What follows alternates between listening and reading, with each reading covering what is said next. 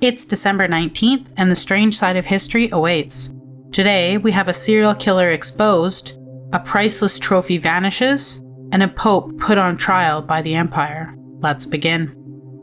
On December 19, 1924, a packed courtroom in Hanover fell silent as the fate of one of Germany's most disturbing figures was sealed. Fritz Haarmann, known to press as the Butcher of Hanover, stood accused of 24 murders, though many feared that the number was far higher. For years, young men and boys had vanished near the city's train station. Few suspected that the quiet police informant who helped authorities track petty criminals was himself a predator hiding in plain sight. Behind closed doors, investigators uncovered a pattern too horrifying to ignore. Carefully calculated betrayals, stolen identities, and evidence that suggested victims were erased not just physically, but bureaucratically. Haarmann denied some charges, confessed to others, and showed little remorse. When the verdict was read, the courtroom exhaled, but Hanover did not feel safe again. Too many questions lingered. How long had he been protected? And who was possibly looking the other way?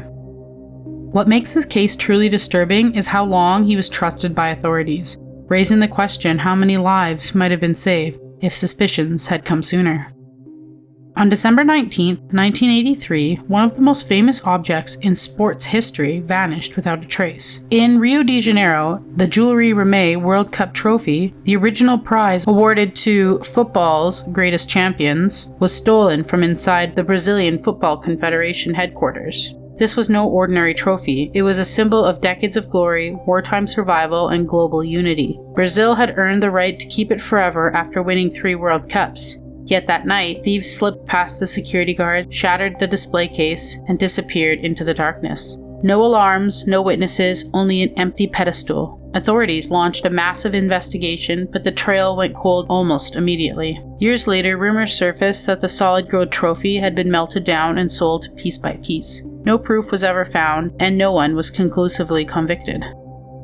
The trophy was never recovered, and today, a replica is all that remains. The unsettling truth that one of the world's most treasured symbols of victory was quietly erased from history. To this day, no one knows exactly what happened to the trophy. If the trophy truly was melted down, the gold may still exist, hidden in plain sight, just unrecognizable.